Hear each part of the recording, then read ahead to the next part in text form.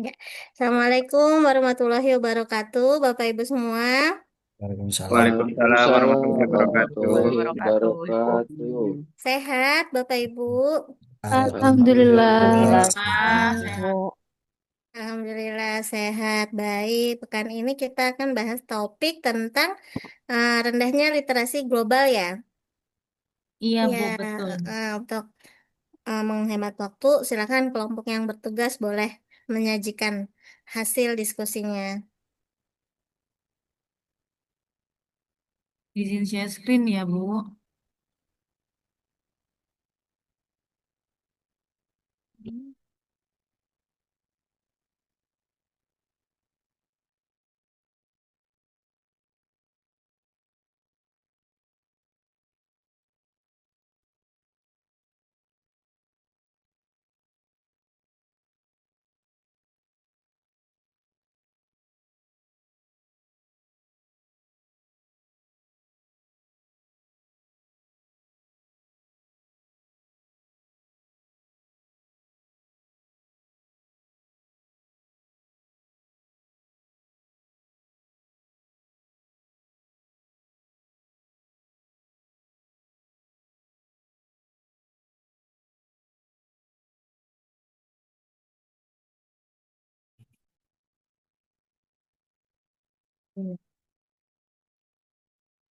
Apakah sudah terlihat, Bu? Sudah, Bu. Udah Bu Vika, lanjut. Iya, Bu. Apakah sudah bisa dimulai, Bapak Ibu? Bisa. Yang pertama. Baik. Saya mulai ya. Saya awali. Assalamualaikum warahmatullahi wabarakatuh. Waalaikumsalam Waalaikumsalam warahmatullahi warahmatullahi wabarakatuh. wabarakatuh.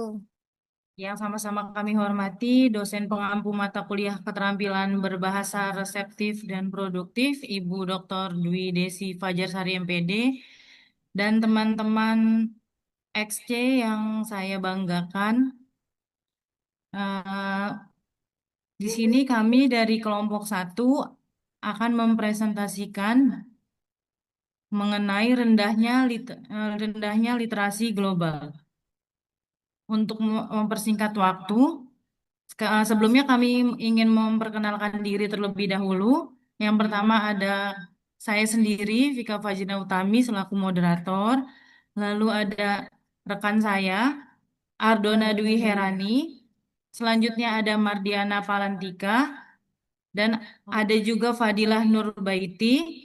Lalu ada Udrayana. Dan yang terakhir ada Bu Nuryamah. Tapi Bu Nuryamah tidak dapat hadir karena sedang kurang sehat.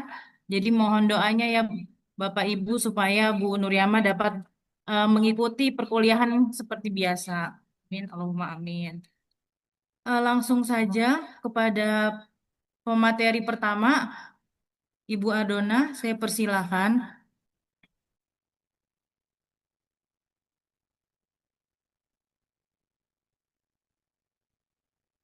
Bu Ardona, apakah sudah masuk di Zoom? Iya, sudah.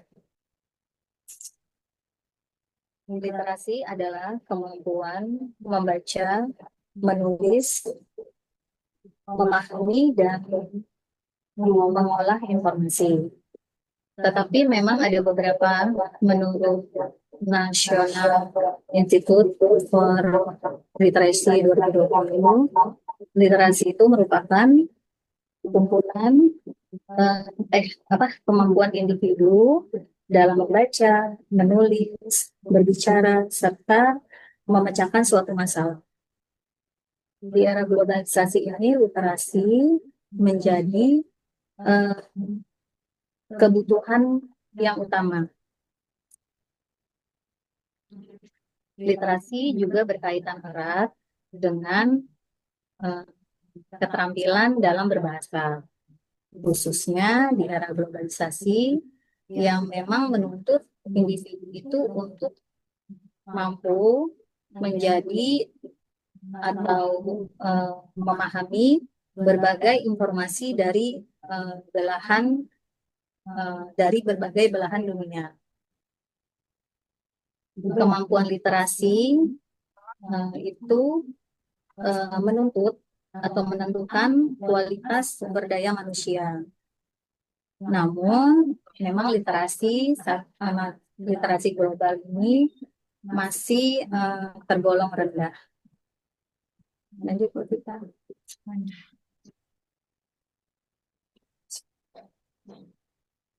Baik, selanjutnya dilanjutkan dengan pemateri selanjutnya, Ibu Diana. Pada Bu Diana saya persilahkan. Ya, baik. Saya lanjutkan. Suara saya terdengar? Terdengar dulu. Iya, terdengar. Oke, dilanjut.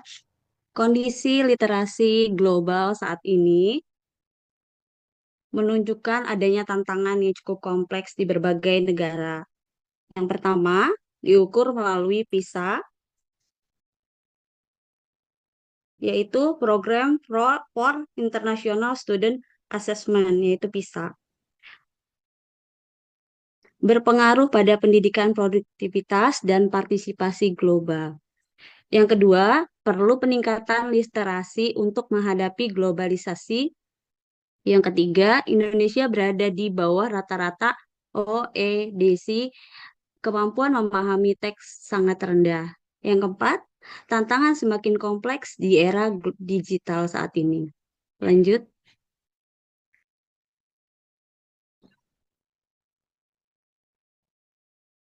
Pengertian literasi global menurut beberapa para ahli.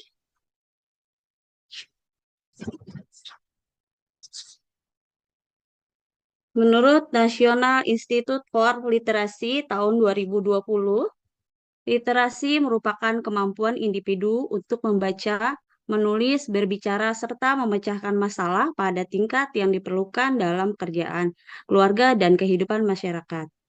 Selanjutnya, menurut International Literacy Association tahun 2019, literasi adalah kemampuan untuk memahami, mengevaluasi, serta menggunakan berbagai bentuk komunikasi, baik dalam bentuk teks, visual, maupun media digital. Menurut UNESCO, tahun 2018, literasi merupakan kemampuan seseorang untuk mengidentifikasi, memahami, menafsirkan, menciptakan, serta mengkomunikasikan informasi dalam berbagai konteks kehidupan. Selanjutnya, menurut Agus Salim, tahun 2019, global menggambarkan proses keterhubungan dunia yang menyebabkan terjadinya peruntukan informasi, budaya, ekonomi, serta ilmu pengetahuan antar negara secara interaktif. UNESCO tahun 2017, global berkaitan dengan kemampuan individu untuk memahami berbagai informasi yang berkembang di tingkat dunia serta mampu berpartisipasi secara aktif dalam masyarakat global. Menurut KBBI secara umum dan secara keseluruhan, jadi dapat disimpulkan, literasi secara global dapat diartikan sebagai kemampuan individu dalam memahami, menganalisis, serta menggunakan berbagai informasi yang berasal dari berbagai belahan dunia secara kritis dan bertanggung jawab. Literasi global juga mencakup kemampuan seseorang untuk mengkomunikasi, berinteraksi, serta memahami berbagai perbedaan budaya, sosial, dan informasi yang berkembang di tingkat internasional. Terima kasih. Selanjutnya dilanjutkan kepada moderator.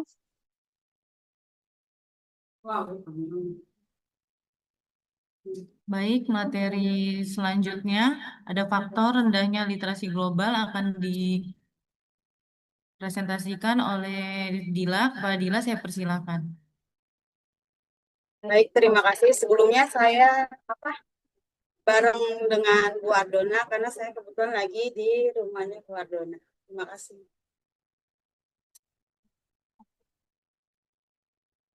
Faktor rendahnya literasi global.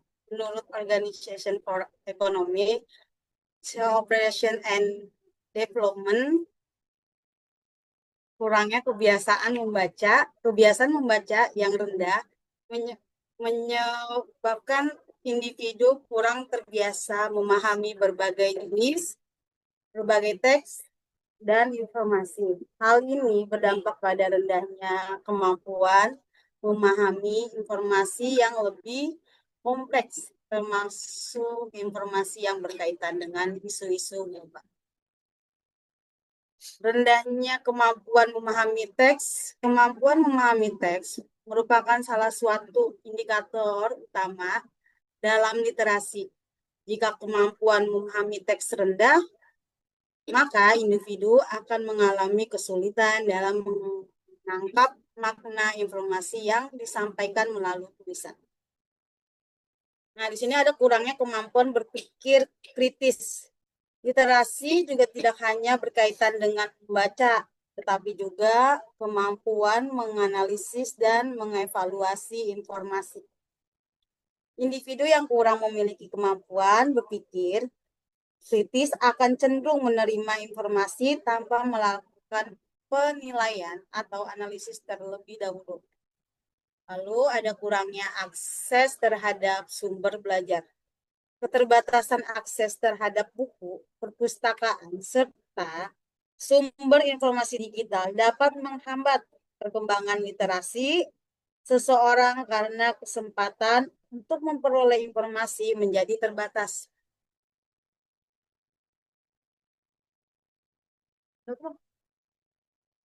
Faktor rendahnya literasi global. Menurut Abidin Yunus 2017. Nah, di sini ada 4. Yang pertama itu rendahnya minat membaca masyarakat. Minat membaca merupakan salah satu faktor penting dalam meningkatkan kemampuan literasi. Apabila minat membaca masyarakat rendah, maka kesempatan untuk memperoleh informasi dan pengetahuan. Enggak di sono. Mohon maaf, di mute Bu dulu. Ade, Bu Ade, Maaf, Bu mohon Ade. maaf, Bu Ade. Di mute dulu. Ya, sudah bisa dilanjutkan. Yang kedua, kurangnya ketersediaan bahan bacaan yang berkualitas. Ketersediaan bahan bacaan seperti buku, jurnal, majalah, dan sumber informasi lainnya sangat memengaruhi perkembangan literasi. Dan yang ketiga itu lingkungan belajar yang belum mendukung.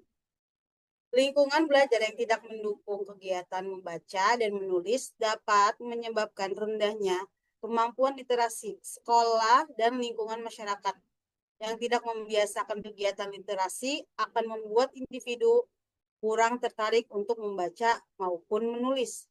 Nah, yang keempat ini kurangnya dukungan dari keluarga dan masyarakat. Keluarga memiliki peran penting dalam membentuk kebiasaan membaca sejak dini.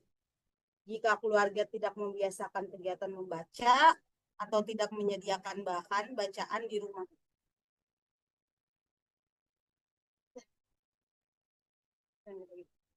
Nah, dampak rendahnya literasi global. Di sini juga ada 4, yaitu yang pertama rendahnya kesiapan menghadapi tantangan dari abad ke-21. Yang kedua, kesulitan memahami isu-isu global. Dan yang ketiga itu rendahnya kemampuan berpikir kritis terhadap informasi global. Yang terakhir, rendahnya kualitas sumber daya manusia. Terima kasih dan akan dilanjutkan dengan Pak Udrayan.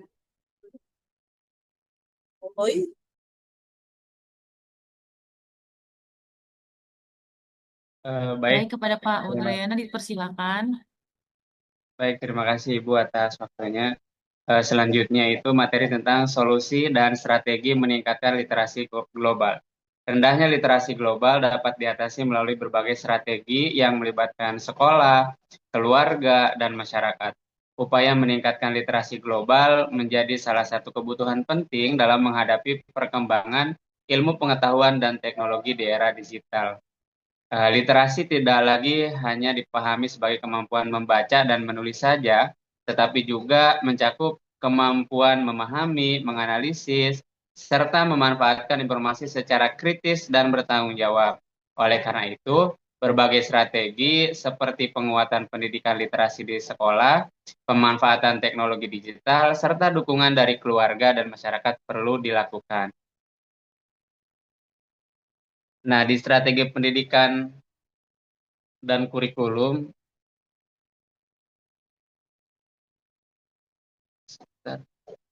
Ibu boleh di slide sebelumnya dulu. Nah, itu ya, sip. Solusi dan, nah yang tadi, nah yang selanjutnya, nah itu. Solusi dan strategi meningkatkan literasi global. Yang pertama, integrasi literasi dalam kurikulum pendidikan merupakan langkah penting untuk meningkatkan kemampuan siswa dalam memahami, mengevaluasi, dan menggunakan informasi secara efektif dalam berbagai konteks kehidupan. Yang kedua ada pojok baca. Kementerian Pendidikan dan Kebudayaan tahun 2017 melalui program Gerakan Literasi Sekolah, penyedia pojok baca di kelas merupakan salah satu upaya efektif dalam membangun budaya literasi di lingkungan sekolah dan meningkatkan minat baca peserta didik. Nah, di bagian pojok baca ini, saya kebetulan waktu di tahun 2019 itu ada di daerah saya itu ada gerakan Minggu Membaca. Nah, jadi ini juga bisa apa namanya diterapkan di kampung atau daerah-daerah yang memang di kampung itu atau di daerah itu belum ada sekolah formal. Jadi di daerah saya itu termasuk pelosok juga. Jadi kami para pemuda bekerja sama dengan pemerintah desa untuk membangun pojok-pojok baca di setiap pos kamling. Jadi para pemuda dibagi untuk membuka pojok baca itu di setiap pos kamling. Jadi ada satu pos kamling, ada satu atau dua orang yang menjaga pojok baca tersebut. Nah, yang selanjutnya itu peningkatan kualitas literasi siswa sangat dipengaruhi oleh kompetensi guru dalam merancang pembelajaran yang mendorong kemampuan membaca, memahami informasi, serta berpikir kritis sehingga guru dapat menjadi fasilitator dalam pembelajaran. Beda lagi kalau di sekolah memang yang bertanggung jawab penuh itu adalah guru. Boleh dilanjut, Bu? Nah, yang selanjutnya itu pemanfaatan teknologi dan literasi digital. Ada kampanye literasi digital. Kampanye ini dapat dilakukan melalui berbagai kegiatan seperti seminar, pelatihan, sosialisasi di sekolah, maupun melalui media sosial. Jadi ini harus kita lakukan kampanye literasi digital ini untuk meningkatkan literasi global saat ini. Yang selanjutnya, akses internet dan perangkat. Nah, ini sangat penting ya Bapak Ibu, karena saat ini mungkin kita hampir ibu bapak guru itu menggunakan atau butuh yang namanya akses internet dan perangkat itu gitu ya. Dengan adanya akses internet yang memadai, masyarakat dapat memperoleh berbagai sumber informasi dan pengetahuan secara lebih luas sehingga dapat mengurangi kesenjangan digital, terutama di daerah terpencil. Nah, sedikit bercerita juga di daerah saya tadi ya, apa namanya tetangga desa saya itu juga ada daerah memang atau kampung yang belum ada sinyal atau internet gitu. Jadi memang ini pemanfaatan teknologi dan literasi digital ini di bagian akses internet dan perangkat ini sangat penting. Yang selanjutnya ada konten edukatif. Pemanfaatan teknologi digital dalam pendidikan dapat meningkatkan kualitas pembelajaran apabila didukung oleh konten pembelajaran yang relevan, interaktif, dan mudah diakses oleh peserta didik. Jadi konten-konten yang memang mudah dipahami oleh peserta didik sehingga peserta didik dapat memahami konten tersebut. Selanjutnya,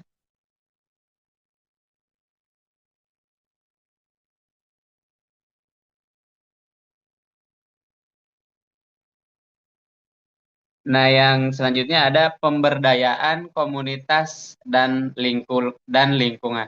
Nah, ini tidak kalah penting juga apa namanya perannya komunitas dan lingkungan terhadap tingkat atau untuk meningkatkan literasi di suatu daerah atau di sekolah gitu.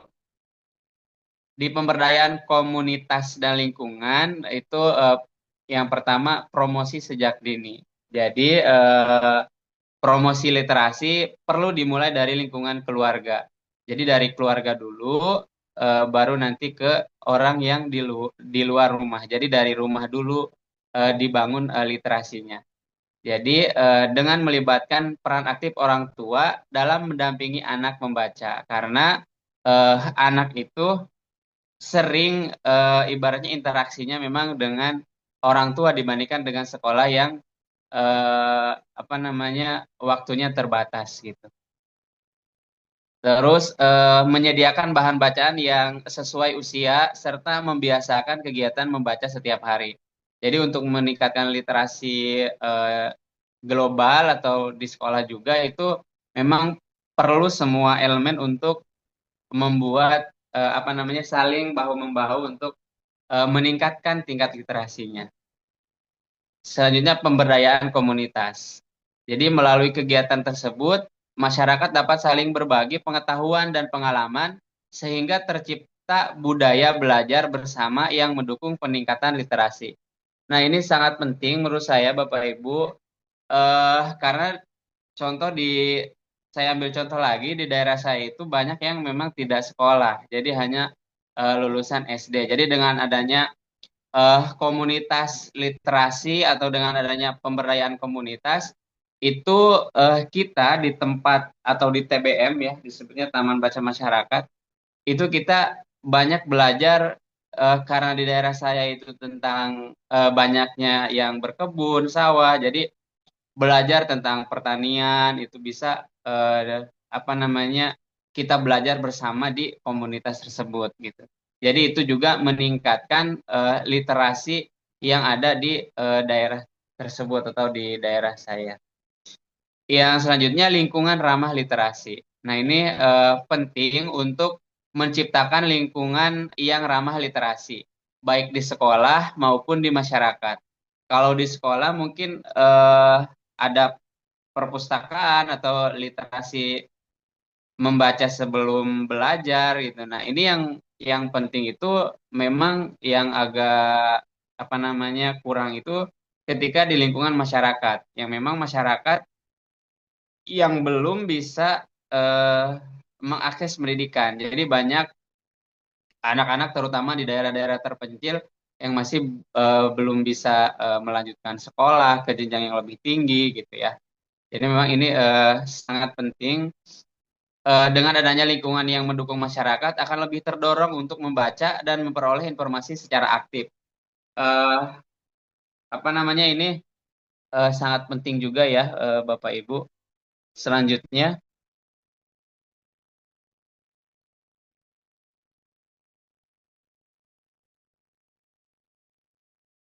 nah ini ada strategi lingkungan dan hubungan dengan keterampilan berbahasa.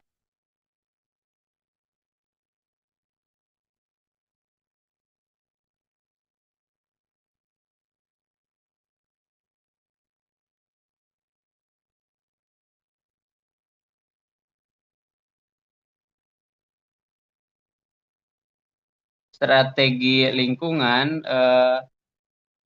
itu yang pertama membiasakan membaca sejak dini, terus peran aktif keluarga. Terus pengembangan komunitas literasi serta lingkungan yang ramah literasi. Nah, untuk hubungan literasi global dengan keterampilan berbahasa reseptif dan produktif, nah literasi global memiliki hubungan yang sangat erat Bapak Ibu dengan keterampilan berbahasa, baik keterampilan reseptif maupun produktif. Keterampilan berbahasa merupakan dasar utama dalam memahami dan menyampaikan informasi dalam berbagai konteks, termasuk dalam konteks global. Nah, menurut Abidin Yunus tahun 2017, keterampilan berbahasa terdiri atas keterampilan reseptif, yaitu membaca dan menyimak, serta keterampilan produktif, yaitu menulis dan berbicara. Keterampilan reseptif berperan dalam memahami informasi yang diterima, sedangkan keterampilan produktif berperan dalam menyampaikan informasi kepada orang lain. Nah, Bapak Ibu, dalam konteks literasi global, keterampilan reseptif sangat penting karena memungkinkan individu untuk memahami berbagai informasi yang berasal dari berbagai negara dan budaya. Nah, melalui kegiatan membaca dan menyimak, individu dapat memperoleh pengetahuan tentang berbagai isu global seperti perkembangan teknologi, budaya, ekonomi, dan pendidikan. Nah, keterampilan sementara itu keterampilan produktif juga memiliki peran yang tidak kalah penting. Kemampuan menulis dan berbicara memungkinkan individu untuk menyampaikan ide, gagasan, serta pendapatnya kepada orang lain. Nah, dalam konteks global, kemampuan ini sangat diperlukan ya Bapak Ibu untuk berkomunikasi dengan masyarakat dari berbagai latar belakang budaya.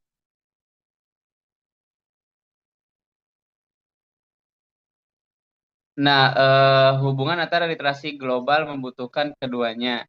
Hubungan antara literasi global dan keterampilan berbahasa menunjukkan bahwa semakin baik kemampuan berbahasa seseorang, maka semakin tinggi pula kemampuan literasi globalnya. Oleh karena itu, pengembangan keterampilan membaca, menyimak, menulis, dan berbicara perlu dilakukan secara terpadu dalam proses pembelajaran. Nah, dengan demikian, dapat disimpulkan bahwa literasi global dan keterampilan berbahasa reseptif serta produktif memiliki hubungan yang sangat erat dan saling mendukung dalam membentuk kemampuan individu untuk memahami dan berpartisipasi dalam masyarakat global. Sekian yang bisa saya sampaikan. Selanjutnya saya kembalikan kepada moderator. Baik, selanjutnya di sini ada kesimpulan. Mungkin nanti kesimpulan saya bacakan ketika sesi pertanyaan sudah selesai ya Bapak Ibu. Baik, sebelum kita mulai sesi tanya jawab, izinkan saya memberikan aturan dalam melakukan sesi tanya jawab. Ya. Yang pertama, ketika ingin bertanya, mohon untuk raise hand atau angkat tangan. Lalu ketika saya persilahkan, baru boleh melanturkan pertanyaan yang akan ditanyakan. Saya dipahami? Kalau bisa kasih jempol ya. Yang Ya, Bu. Siap. ya baik ya. Baik, kayak kami baik saya buka termin pertanyaan yang pertama, tiga penanya saja. Bagi yang ingin bertanya, saya persilahkan angkat tangan terlebih dahulu. Ya, Mbak.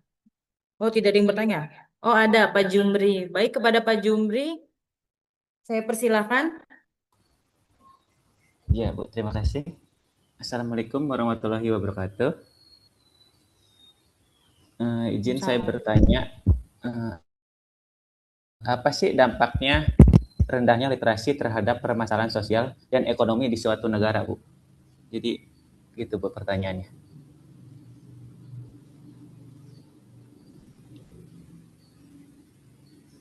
Tadi pertanyaannya bisa diulang, Pak? Apa sih dampak rendahnya literasi terhadap permasalahan sosial dan ekonomi di suatu negara? Oke, saya ulang ya, Pak ya. Dampak rendahnya literasi terhadap permasalahan sosial dan ekonomi di suatu negara. Betul, Pak? Iya, betul. Baik, terima kasih atas pertanyaannya, Pak Jundri. Ya, kembali kasih, Bu. Selanjutnya, kepada yang ingin bertanya, harap angkat tangan atau raise hand.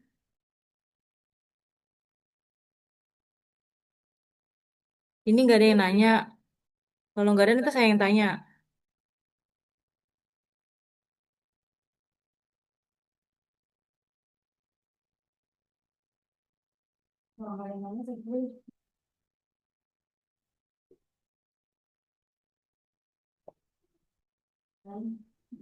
Halo? Oke.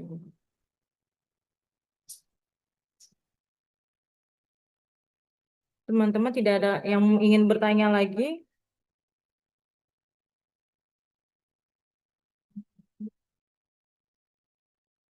Mungkin bisa dijawab dulu, Ibu.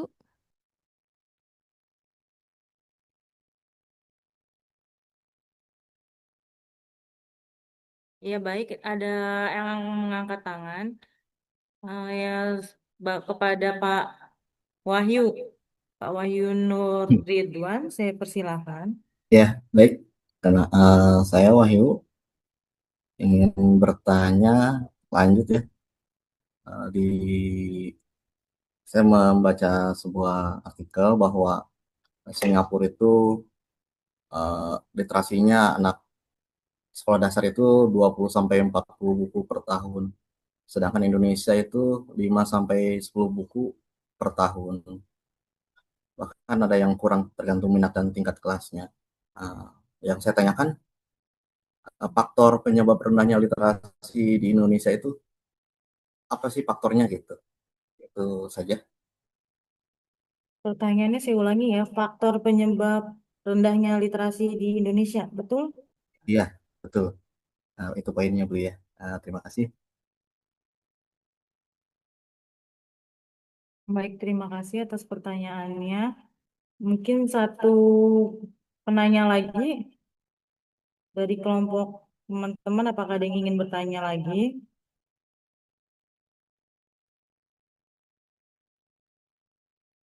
Saya, Bu. Oh, Ibu, boleh. Baik, kepada Ibu Desi. Iya, saya mau tanya tentang teknologi, tentang medsos.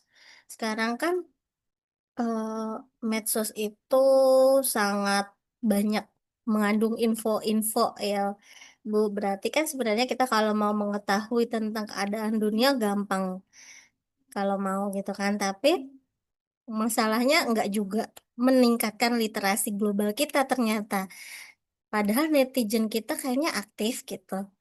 Relatif kategorinya yang aktif. Nah, menurut kelompok Ibu, medsos ini jadi penghambat literasi kita naik atau sebenarnya gimana? Atau pendukung sebenarnya mensupport untuk literasi kita meningkat.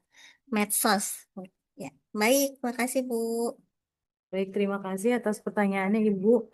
Mungkin saya akan sedikit menanggapi ya dari pertanyaan Bu Desi tentang medsos, apakah dapat menjadi pendukung atau malah penghambat literasi. Betul, Bu? Betul. Ya, kalau menurut saya itu kembali lagi kepada individunya, Bu. Kembali lagi kepada individunya. Karena kenapa saya bilang seperti itu? Karena ketika kita sebagai individu memainkan media sosial atau mendapatkan informasi dari manapun, alangkah baiknya kita untuk mengecek keabsahan tentang informasi tersebut, Bu. Ketika kita sudah mencari, kan sekarang sudah banyak juga, Bu, eh, untuk mencari validitas apakah berita itu benar atau tidak, kita yang paling mudahnya saja kita bisa bertanya kepada ChatGPT. Betul, Bapak Ibu? Mungkin Bapak Ibu pernah coba tiba-tiba ada di algoritma TikToknya, tiba-tiba tulisan, iya, seperti kemarin ya BBM naik gitu. Mungkin Bapak Ibu bisa cek ChatGPT atau mungkin bisa cari di tempat yang lain. Nah, itu bisa kelihatan, Bu, apakah informasi yang kita dapatkan itu betul atau salah. Oleh karena itu dari diri kita sendiri, Bu, apalagi kita sebagai kebanyakan ya Bu ya, kita sebagai pendidik, kebetulan di S2 ini banyak yang sebagai pendidik, sebagai guru. Itulah makanya pentingnya peran kita sebagai guru untuk memberitahu kepada eh, murid kita, orang tua kita, bahkan mungkin teman-teman sekitar kita atau mungkin eh, di lingkungan kita supaya apa? Supaya mereka itu paham, Bu, akan pentingnya literasi karena eh, pengalaman pengalaman saya juga mama saya mungkin mama saya karena udah umur sudah lumayan tua jadi ketika melihat informasi di TikTok mohon maaf saya sebutkan aplikasinya dia melihat Vika ini ada yang bilang katanya ini presiden kita meninggal Vika emang betul gitu karena saya loh makan udah Vika bilang jangan percaya materi apapun yang ada di sosial media sebelum kita cari lebih lanjut gitu nah itu sering sekali Bu berulang gitu kepada mama saya. Akhirnya saya ajarkan mama saya, gini mah, daripada mama nyari-cari informasi yang mungkin mungkin akan hoax gitu. Coba deh mama belajar. Saya ajarkan untuk coba cari di chat GPT gitu. Dan mama pun walaupun lihat di chat GPT harus saring lagi mah apa saja materi-materi atau informasi mama dapat. Nah dari situ sekarang sudah mulai agak sudah paham. Oh Vika ini bohong ya? Ini pasti bohong. Udah mulai justru malah mengajarkan ke saya bilang, nih Vika ini pasti bohong. Ini benar nih, mama udah tahu, mama udah pinter. Gitu. Itu pengalaman saja. Mungkin dari teman-teman atau dari kelompok saya mungkin ada yang ingin ditambahkan. Boleh angkat tangan.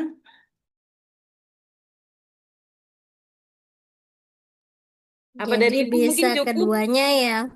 Bisa keduanya ya, Bu, tergantung individu. Jadi keberadaan medsos kini bisa jadi penghambat tinggi tinggi apa meningkatnya literasi, bisa jadi sebenarnya mensupport gitu ya peningkatan literasi, tapi tergantung individunya. Tapi potensi keduanya ada ya. Karena kan kalau misalnya kebanyakan informasi, kebanjiran informasi merendahkan literasi, bisa juga karena info-infonya eh, pendek-pendek gitu. Terus juga apa namanya tidak tidak melatih kosong gitu, tidak melatih indikator-indikator yang bisa membawa keberhasilan literasi meningkat gitu. Ah, Ya, terima kasih Bu Fika. Jadi bisa keduanya ya. Baik. Ini ada yang buka. Miss Karolina mau menambahkan atau ingin bertanya? Saya setuju sih dengan Ibu Vika sama Bude sih ya barusan ya. Ini juga kejadian dengan orang tua saya. Kebetulan juga beliau ada nih kan. Saya dengan men-scroll apa namanya medsosnya dia. Tapi memang tergantung dengan individualnya dia. Dan kebetulan orang tua saya, mama saya adalah mantan kepala sekolah. Kurang lebih hampir 20 tahun lah sebagai kepala sekolah di waktu di negeri ya. Nah, kalau aku malah banyak belajar dari beliau karena apa? Dia itu mencari informasi berita-berita itu aku acungin jempol ya. Karena mungkin itu kesibukan saya ya. Jadi aku mau tahu ya berita ini ya. Aku aja belum dengar gitu kan. Jadi benar yang dikatakan Ibu Desi tadi, tergantung individual individual tertentu bagaimana menilai literasi atau berita atau info yang hoax atau yang bukan itu tergantung dari si individualnya. Itu sih tambahan dari saya gitu.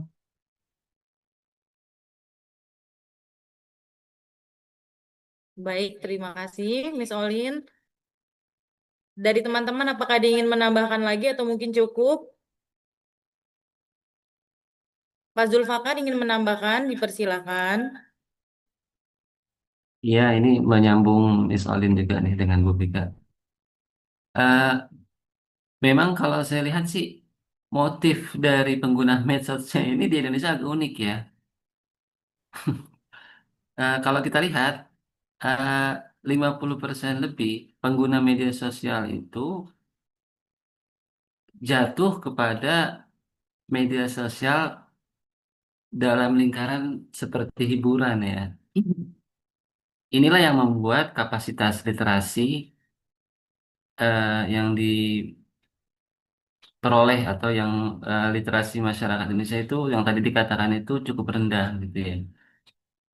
Beda dengan negara lain yang iya mereka menggunakan medsos sosial dalam arti hiburan, tapi banyak memanfaatkan juga medsos yang terkait dengan literasi informasi dan teknologi gitu. Nah ini uniknya Indonesia.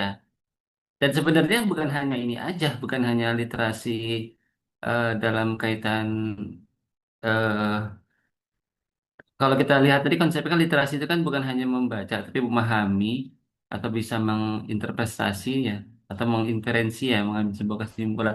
Nah, Indonesia tuh uniknya di situ. Eh, Kalau sampai sampai literasi tahap yang terakhir, sampai inferensi yang mengambil kesimpulan, itu agak jauh kayaknya tuh, gitu. Ternyata gitu ya, yang saya baca, saya lihat dari beberapa sumber artikel gitu ya. Justru banyaknya bahkan di nomor satu dalam hal membaca juga Indonesia cukup unik juga banyak juga ternyata yang masih belum bisa baca tulis apalagi mengharapkan ada apa literasi global gitu ya. Eh, jadi menurut saya untuk mencapai sebuah indeks literasi global yang signifikan untuk Bank Indonesia itu pasti banyak sekali yang harus kita sama-sama perbaiki ya. Eh, karena memang itu tanggung jawab kita bersama. Gitu aja Bu ya. Terima kasih.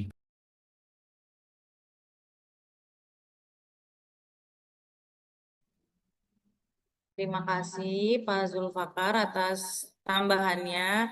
Insya Allah semangat sekali ternyata sudah jam segini ya. Ya dari kelompok lain apakah ada yang ingin menambahkan lagi atau mungkin ingin apa gitu sharing tentang pengalamannya bersosial media tadi? Sudah cukup ya? Cukup Ibu Desi? Cukup ya? Oh, maaf. Iya, baik. Terima kasih.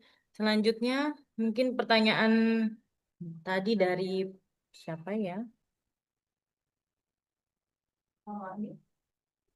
Dari Pak Jumri belum dijawab, Bu Pika. Pertanyaan Pak Jumri ya? Iya. Oke, pertanyaan Pak Jumri boleh dijawab dengan Ibu Diana. Kepada Bu Diana saya persilahkan. Baik, terima kasih Bu Pika. Pertanyaannya tadi, apa dampak rendahnya literasi terhadap permasalahan sosial dan ekonomi di suatu negara? Gitu bukan nih Pak ya?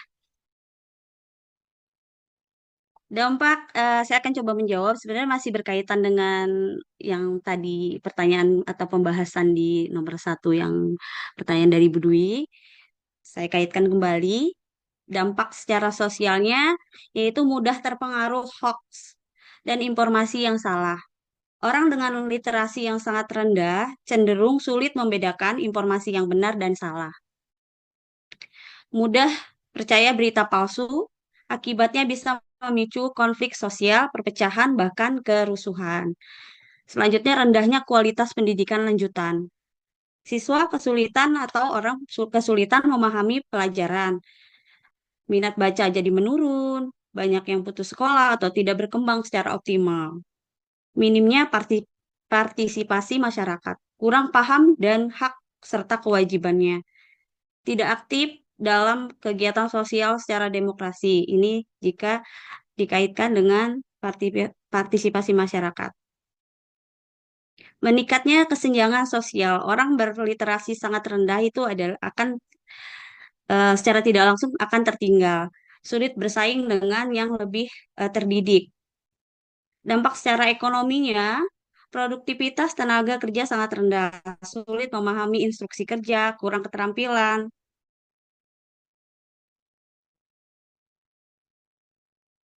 Jadi Dasar membaca dan memahami teks tidak berkembang secara optimal. Jadi ini sangat penting sebetulnya daripada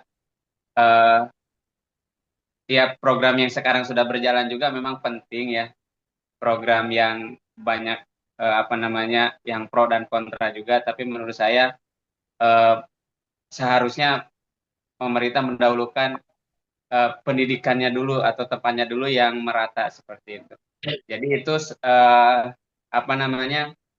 karena literasi banyaknya memang di sekolah, jadi menurut saya akses pendidikan ini sangat penting sekali karena Indonesia mungkin ada beberapa ratus ribu atau desa gitu kan begitu banyak sehingga di lapangan seperti yang tadi karena saya juga bagian daripada pelosok di daerah saya saja di kampung saya dari 5 kampung itu hanya satu sekolah dasar ada dua sekolah dasar yang memang dua-duanya itu ada di dekat kantor desa yang memang jaraknya itu kami dulu dari rumah ke sekolah aja memang sangat jauh gitu dan sehingga itu salah satu penyebab juga masyarakat itu lebih baik saya berkebun gitu atau lebih baik saya tidak melanjutkan sekolah dan melanjutkan pekerjaan-pekerjaan orang tuanya karena akses pendidikannya itu yang memang belum merata seperti itu. Yang kedua, budaya membaca yang masih rendah. Kenapa demikian? Karena memang menurut data minat baca Indonesia itu hanya sekitar 0,001%. Jadi artinya dari 1.000 orang itu hanya satu yang memang rajin membaca gitu. Terus kalau menurut dari survei terbaru memang sekitar 20,7% masyarakat Indonesia yang rutin membaca setiap hari. Jadi hanya 20,7%.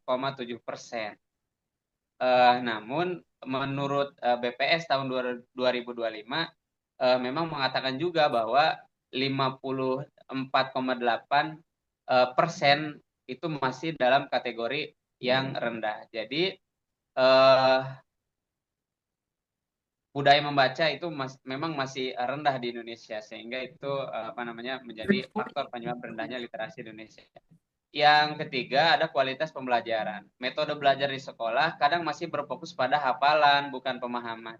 Akibatnya siswa bisa membaca tapi belum tentu benar-benar memahami isi bacaan.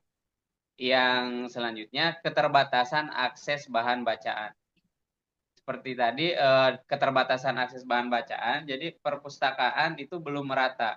Koleksi buku yang terbatas atau kurang menarik. Nah, di beberapa daerah buku berkualitas juga relatif mahal dan sulit dijangkau. Jadi keterbatasan bahan bacaan juga ini menjadi salah satu faktor karena mungkin banyak juga di daerah-daerah terpencil yang memang dia ingin membaca tapi tidak ada bukunya gitu. Ada yang ada bukunya tapi dia tidak mau membaca. Ada yang mau membaca tapi tidak ada bukunya. Jadi ini menjadi masalah juga sebetulnya. Yang kelima ada pengaruh media digital dan penggunaan yang kurang tepat. Jadi kita mungkin termasuk juga saya itu daripada membaca buku itu lebih enak kita untuk scroll TikTok, terus cari-cari hiburan di media sosial seperti itu. Jadi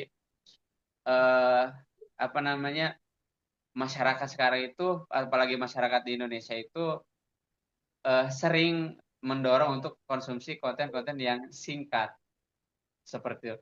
Yang keempat ada faktor ekonomi. Keluarga dengan kondisi ekonomi terbatas cenderung lebih fokus pada kebutuhan dasar dibanding menyediakan buku atau lingkungan belajar yang mendukung. Nah, menurut saya ini sangat real sekali. Jadi orang itu lebih di kita atau apalagi dengan banyak golongan ke bawah itu lebih memikirkan bagaimana saya bisa makan daripada bagaimana saya bisa membaca seperti itu. Karena kita tidak bisa membaca juga tidak apa-apa, yang penting bisa makan. Masih ada yang berpikiran seperti itu. Yang selanjutnya ada literasi orang tua yang rendah. Jadi karena memang pendidikan kita di Indonesia itu belum merata, sehingga literasi orang tuanya juga banyak yang masih rendah. Jadi orang tua yang kurang terbiasa membaca biasanya tidak menanamkan kebiasaan literasi pada anak, sehingga terbentuk siklus yang berulang seperti itu. Jadi literasi itu ya karena ibu adalah madrasah pertama bagi anaknya. Jadi memang literasi dimulai menurut saya itu dari keluarga dulu. Jadi kebiasaan membaca oleh orang tua, terus ketika di sekolah aktif dengan guru, nah itu akan akan meningkatkan. Nah, yang menjadi penyebab salah satunya adalah literasi orang tua yang memang rendah, itu menjadi salah satu faktor juga gitu kan. Yang kedelapan itu kurangnya literasi digital. Jadi banyak orang yang bisa mengakses informasi tetapi belum punya kemampuan untuk memahami, menganalisis dan mengevaluasi informasi tersebut. Jadi memang masih banyak yang bisa mengakses tapi belum bisa memahami seperti itu. Terus literasi global juga mencakup kemampuan seorang untuk berkomunikasi, berinteraksi, serta memahami berbagai perbedaan budaya, sosial, dan informasi yang berkembang di tingkat internasional. Jadi memang itulah sebagian atau faktor penyebab rendahnya literasi di Indonesia. Mungkin itu saja yang bisa saya sampaikan. Apabila ada yang ingin ditambahkan, boleh Bapak Ibu. Baik, terima kasih Pak Udayana atas jawabannya. Saya mungkin tambahkan sedikit ya faktor penyebab rendahnya literasi di Indonesia. Kalau menurut saya memang betul, faktornya itu salah satunya memang minat dari orang Indonesia ini untuk membaca itu sangat amat kurang. Karena pengalaman saya sendiri juga, kebetulan adik saya dua-duanya dia sedang studi di Malaysia. Rata-rata teman-teman adik saya itu di rumahnya mereka punya mini library sendiri. Jadi setiap rumah kalau di sekolah mungkin ada pojok baca ya Bu ya Pak.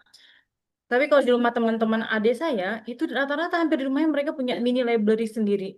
Dan mereka memang untuk buku-buku mereka memang buku-bukunya pun saya lihat memang terupdate gitu.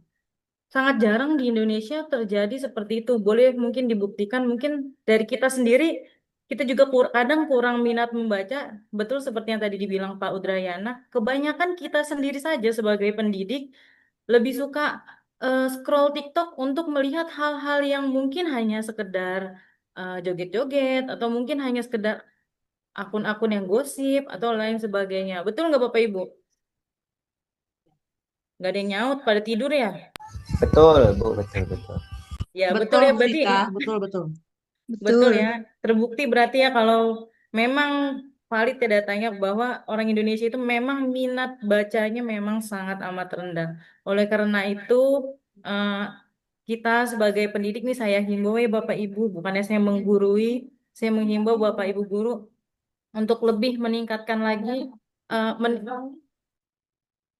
untuk lebih meningkatkan lagi minat agar anak-anak kita tuh senang dengan membaca gitu. Jangan bukan sekedar senang dengan TikTok. Emang tidak bisa dipungkiri bahwa melihat sosial media ini memang sangat menghibur kita gitu. Cuman perlu disadari bahwa hal itu akan berdampak buruk ke depannya bagi anak-anak kita nanti.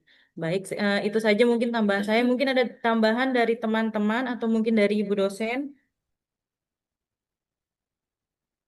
Baik, ditawarkan dulu. Masih ada pertanyaan nggak? Kalau enggak ya ditutup aja. Nanti saya lanjutkan di belakang. Baik, teman-teman, apakah ada yang ingin menambahkan lagi atau mungkin ada yang ingin bertanya? Ya, ingin bertanya? Sudah mungkin, Bu. Tidak ada yang ingin bertanya? Tidak. Tidak ada ya. Kayaknya teman-teman sudah apa kan kayaknya. Ini sudah capek ya, teman-teman ya. Baik, mungkin eh, sebelum saya tutup, mungkin saya sedikit membacakan kesimpulan pada presentasi kelompok satu.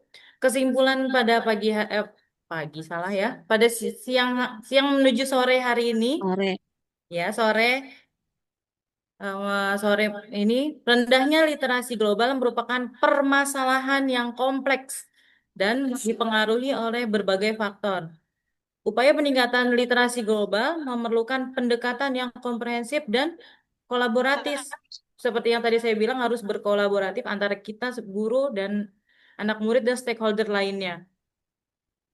Strategi yang dapat kita lakukan itu meliputi penguatan pendidikan dan kurikulum berbasis literasi serta pemanfaatan teknologi digital secara optimal. Dengan penerapan strategi yang tepat dan berkelanjutan, diharapkan masyarakat dapat memiliki kemampuan literasi yang baik, berpikir kritis, serta mampu bersaing dan beradaptasi dalam perkembangan dunia yang semakin dinamis. Baik, eh, itu saja dari kelompok kami. Saya tutup dulu ya. Sekian, wabillahi taufiq hidayah. Wassalamualaikum warahmatullahi wabarakatuh. Waalaikumsalam warahmatullahi Salam warahmatullahi wabarakatuh. wabarakatuh. Baik, Lemes saya banget Bapak Ibu ya. kembalikan kepada Ibu Desi. Pada Ibu Iya. Desi, saya persilakan. Ya baik, terima kasih Bu Vika dan teman-teman satu tim yang sudah memberikan kita pengetahuan bagaimana tentang literasi global. Iya, saya tambahkan sedikit aja. Ini Bapak Ibu lemes sekali, sudah jam-jam rawan ya. Sedikit, Ibu. Baik, tentang literasi global. Tadi saya sudah share PowerPoint-nya di grup ya.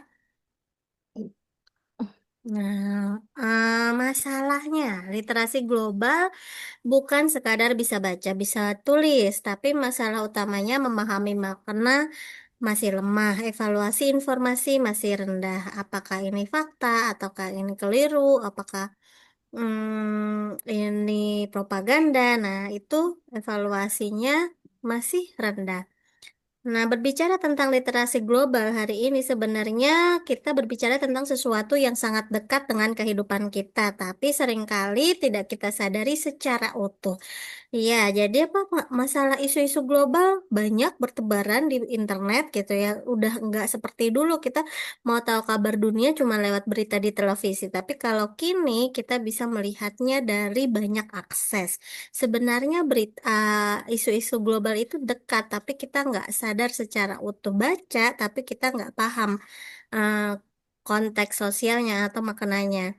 Kita hidup di tengah informasi yang cepat, di mana setiap hari kita baca berita, unggahan medsos, opini publik, dan berbagai bentuk wacana global. Namun, pertanyaan pentingnya bukan lagi apakah kita bisa baca. Sekali lagi, tadi kita sudah mudah mengakses berita global ya, tapi apakah kita benar-benar memahami dunia yang kita baca?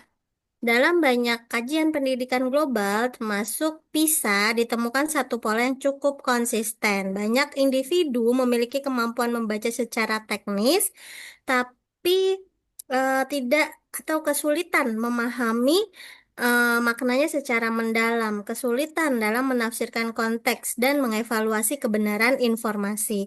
Ini yang disebut sebagai tantangan literasi global. Jadi ya bacanya sudah bisa secara teknis, menulis sudah bisa secara teknis, tapi kelanjutannya memaknai secara mendalam, menafsirkan itu ternyata belum memadai secara global ya.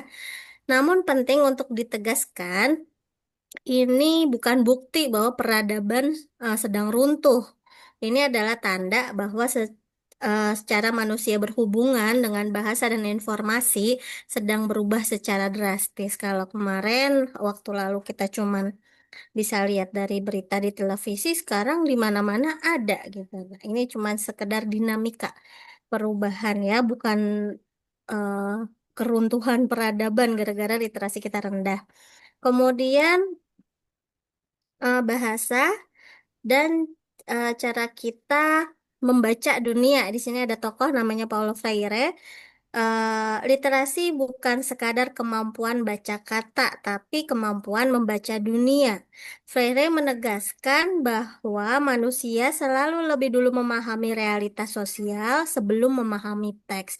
Jadi kita semua punya pengalaman realitas, kemudian ketika dihadapkan dengan teks membaca, kita tentu memahami teks tersebut punya pengaruh dari pengalaman yang dimiliki sebelumnya. Artinya bahasa tidak pernah netral. Bahasa bukan hanya alat komunikasi, tapi juga alat membentuk cara kita memahami kenyataan. Nah, contoh ini ketika literasi gagal, pelajaran dari Perang Dunia. Kenapa Perang Dunia ini bisa terjadi? Ya, salah satunya gara-gara gagal literasi. Perlu diakui. Nah, jika ingin melihat dampak ekstrim dari lemahnya literasi global, kita bisa melihat sejarah Perang Dunia. Hmm, Perang Dunia bukan hanya konflik militer, tapi juga contoh kegagalan besar dalam cara manusia membaca dunia. Pada masa itu, informasi sangat dipenuhi propaganda. Masyarakat tidak memiliki akses atau kemampuan untuk mengkritisi narasi politik. Bahasa digunakan untuk membangun dehumanisasi terhadap kelompok lain. Musuh tidak lagi dipandang sebagai manusia, tetapi sebagai ancaman, bahaya, bahkan tidak layak hidup. Bahasa menjadi alat untuk mengubah cara orang melihat realitas. Dalam konteks ini, kegagalan bukan terletak pada kemampuan membaca secara teknis, tetapi pada kegagalan literasi kritis. Kegagalan untuk memahami bahwa setiap bahasa membawa perspektif dan kepentingan. Kemudian kita tengok ke negara tetangga, gimana Finlandia dan Jepang, dan gimana kita. Nah, di Finlandia itu literasinya, program literasinya itu sudah diarahkan kepada berpikir kritis. Jadi, mereka di sana selain dibiasakan membaca, atau ada program khusus untuk membaca, dan dievaluasi kemudian apakah hasil bacaannya itu membawa kebijaksanaan dalam mereka berperilaku gitu ya. Kemudian dites, pokoknya dievaluasi ya, sampai pada tahap evaluasi, bukan sekedar ritual, ada pekan, ada pojok baca, tapi nggak pernah tinjau gitu gimana hasilnya. Kemudian Jepang. Jepang ini diarahkan pada bahasa yang beretika dan berkonteks sosial. Kita tahu Jepang itu dulunya punya sejarah kelam di mana bunuh diri atau mati secara bunuh diri itu dianggap terhormat gitu. Pahlawan-pahlawan bunuh diri dengan samurai, tapi kini udah berkurang jauh, bergeser. Mereka sudah tidak lagi menginginkan mati bunuh diri dengan terhormat atau mati terhormat, mereka lebih memilih untuk hidup secara terhormat. Caranya yaitu dengan menjaga sekali etika dan melihat betul konteks sosial, mana yang kira-kira mengganggu eh, kolektif atau kelompok dan mana yang diperbolehkan. Itu untuk tetap menjaga harmoni antar sesama, termasuk bahasanya juga sangat berempati ya. Kemudian di Indonesia akses informasi tinggi, eh, netizen kita aktif, sangat aktif sekali ya dalam mengakses atau mengkomen sesuatu informasi. Sedangkan literasi kritisnya masih perlu diperkuat. Cuman kita punya kekuatan keberagaman sehingga dalam satu teks kita bisa memaknainya dengan banyak perspektif. Kemudian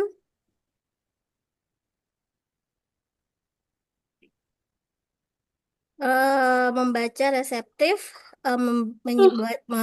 reseptif ya, membaca dan menyimak, yaitu memahami konteks, mengenali bias dan framing, membedakan fakta dan opini, membaca sama dengan analisis, bukan hanya menerima. Jadi, dalam pembelajaran berbahasa di Indonesia, yang bisa kita tiru mungkin dari Finland dan Jepang adalah mulai bergeser dengan memahami konteks karena di sana berhasil, kemudian mengenali bias dan framing, membedakan fakta dan opini, kemudian membaca itu berarti juga dievaluasi analisisnya dan jangan sampai hanya menerima info secara pasif.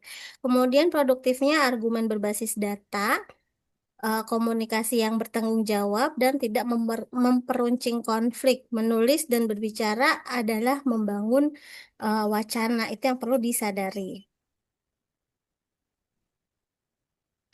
Kemudian Indonesia dan tantangan di tengah arus informasi cepat ya. Dalam konteks Indonesia sebelum ini ya, kita menghadapi situasi yang berbeda tetapi sangat relevan. Kita memiliki akses informasi yang sangat luas, partisipasi komunikasi digital yang tinggi, namun di saat yang sama kemampuan verifikasi informasi masih terbatas. Opini sering disebarkan tanpa analisis, informasi viral sering langsung dianggap wah benar. Artinya, kita hidup dalam kondisi di mana akses literasi tinggi, tetapi kedalaman literasi masih perlu diperkuat.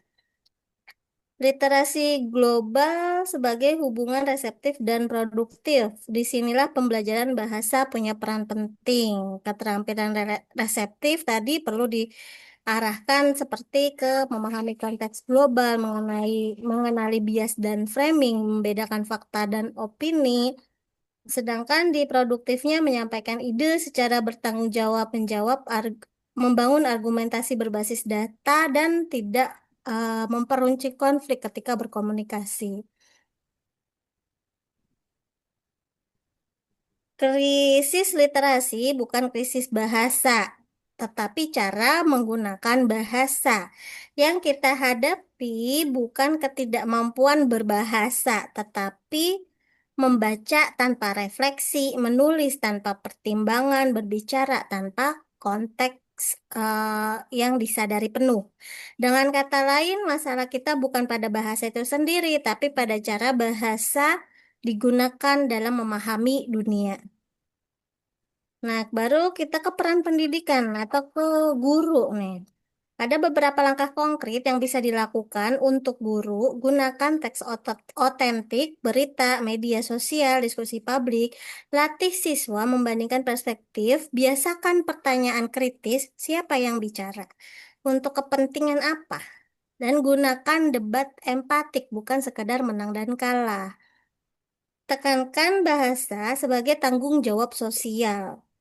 Sedangkan untuk pembelajar dewasa, biasakan membaca lebih reflektif. Ketika kita menerima informasi, kita tidak boleh langsung reaktif atau merespon. Tunda respon terhadap informasi sebelum verifikasi. Latih parafrase sebelum beropini.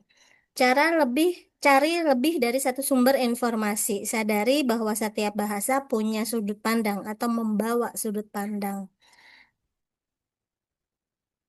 Kemudian akhirnya penutupnya, Bapak dan Ibu sekalian, jika Perang Dunia menunjukkan bagaimana bahasa dapat digunakan memperuncing konflik, maka pendidikan bahasa hari ini harus memastikan bahwa generasi berikutnya mampu menggunakan bahasa untuk membangun pemahaman. Jika Finlandia mengajarkan kita pentingnya berpikir kritis, Jepang mengajarkan kita pentingnya konteks sosial, Indonesia mengajarkan kita kekuatan keberagaman, maka kita sedang berada di titik penting peradaban.